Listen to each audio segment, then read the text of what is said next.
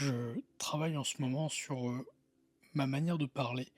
Alors, au-delà de l'aspect élocution et éloquence, je parle beaucoup de l'aspect relationnel. Je me rends compte que quand je parle à quelqu'un, je suis assez angoissé et plus le temps passe, plus je me rends compte à quel point c'est présent. Quand je dis angoissé, c'est que, en gros, je vais me retrouver, face à une personne et automatiquement, en fait, je vais avoir un réflexe d'hypervigilance. Ça sous-entend que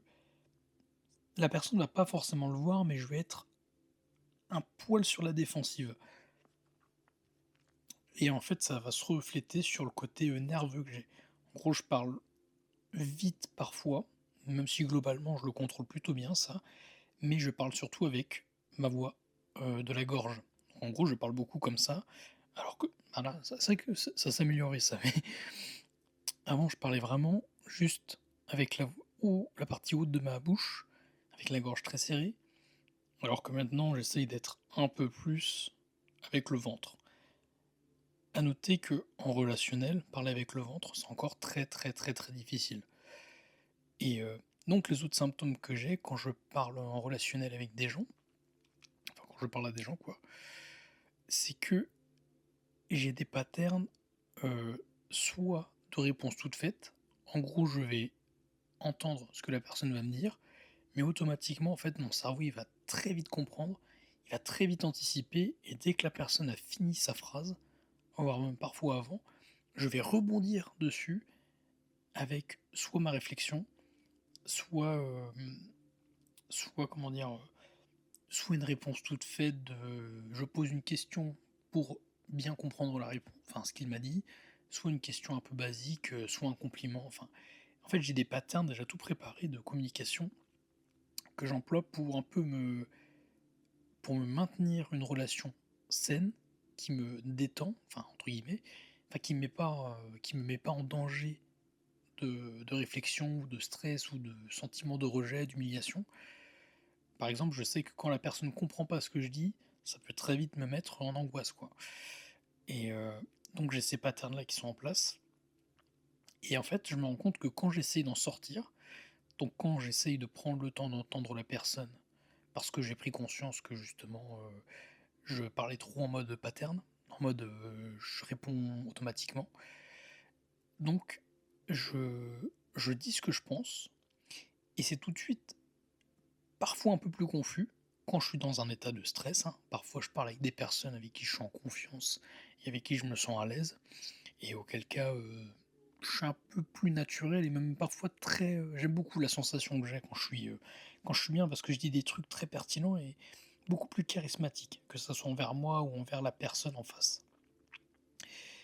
et mais quand c'est dans la manière générale, à des gens que je côtoie,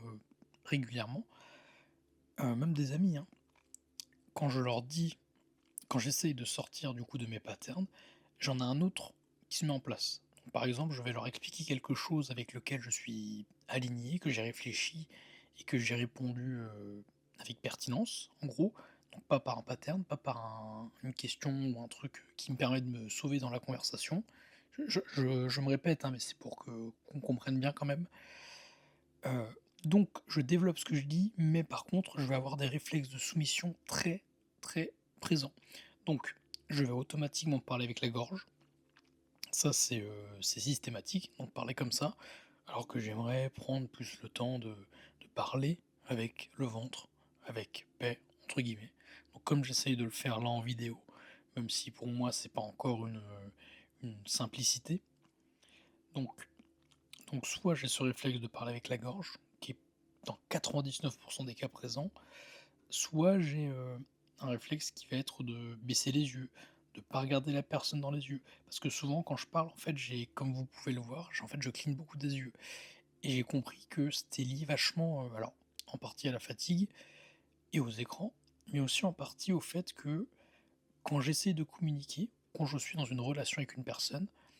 à parler, à écouter ou à parler, j'ai ce, système de d'yeux qui se clignent et en fait, je crois que ça viendrait du fait que j'analyse trop, je suis trop dans la technique et c'est un réflexe physique apparemment. Heu, c'est ChatGPT, hein, mais je trouve ça assez cohérent parce que ça m moi de moi-même, j'ai pas trop ce réflexe, mais quand je parle à des gens, là, c'est assez flagrant. Enfin, c'est même quasiment systématique et ça se décuple quand je suis fatigué, qu'il y a les écrans en plus et donc il y a ça, soit je regarde en bas et soit ma réponse est confuse. Donc c'est ça globalement les éléments qui se passent quand je parle et que je suis aligné avec moi-même et il faut que je m'entraîne à faire plus ça, même si, j'ai ces réflexes de «soumission» entre guillemets, enfin plutôt de dévalorisation. Ah oui, j'ai même aussi le réflexe d'extrapoler. C'est-à-dire qu'en gros, j'ai vite le côté j'ai tellement peur d'être rejeté que je vais mentir parfois, mais plus dans le sens où j'enjolive la vérité. Ou alors ah non putain, ou alors un truc que je fais beaucoup, c'est je tourne autour du pot. Je suis dans le paraphrase de la mort et ça m'agace beaucoup ça et je sais pas pourquoi j'ai ça. C'est, celui-là, faut que je le creuse par contre, je sais pas trop pourquoi j'ai ce phénomène-là. Mais je paraphrase beaucoup et en vidéo, là, je pense que ça se voit aussi. Je suis moins cash que je voudrais l'être et sûrement par peur du jugement, là aussi et voilà et je pense que c'est mieux que je me tourne quand même vers cette version de j'accepte d'être aligné avec moi-même, de prendre le temps d'écouter la personne et de parler avec plus de sincérité, mais par contre, de travailler petit à petit sur mon travail enfin cette histoire de dévalorisation, plutôt que de continuer à creuser, à être dans l'automatisme, qui ne m'apporte rien à part une sorte de sécurité sociale qui, n'a pas de valeur finalement. Parce qu'elle me maintient sur des patterns qui ne me plaisent pas, qui ne sont pas constructifs pour moi. À noter que, une des raisons pour lesquelles j'ai ces patterns-là et pour lesquelles l'automatisme est devenu un réflexe aussi, c'est que, je suis entouré de personnes qui, malheureusement, pour des raisons de société et puis de personnalité, sont très vives et parfois un peu TDAH sur les bords. Parfois, elles écoutent pas jusqu'au bout, parfois elles vont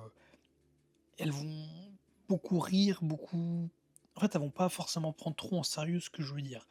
et c'est aussi ça que j'ai dit dans une autre vidéo à moi, c'est que parfois j'aimerais bien qu'on arrête de rire. Parfois j'aimerais bien que le sérieux domine un peu plus pour qu'on puisse parler de manière constructive. Parce que le truc, c'est qu'avec mes amis, comme je suis dans un mood de divertissement et de cool, bah, mine de rien, ce truc-là reste et dès que je parle sérieusement, et ben, il y a toujours ce truc-là qui part. Soit ça part dans l'humour, soit il y a de la réponse qui coupe, soit, l'écoute est un peu particulière et le truc, c'est que du coup, bah, je m'adapte et c'est un peu problématique. Donc, c'est aussi la raison pour laquelle j'ai du mal avec mes amis, c'est que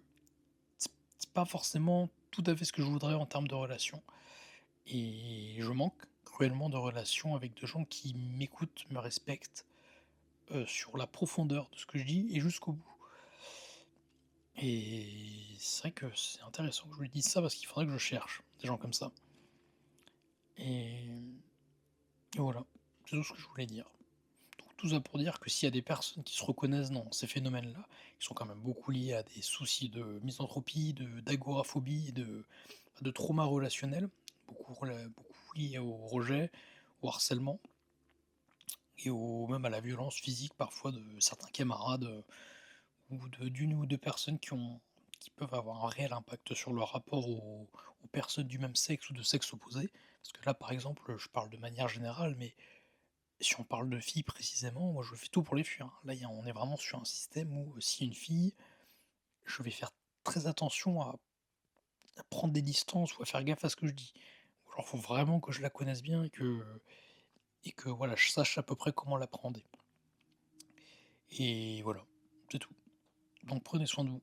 Et pour la communication, si vous avez des questions ou que vous avez vous-même des cas similaires, n'hésitez pas, à laisser un commentaire ou à m'en parler.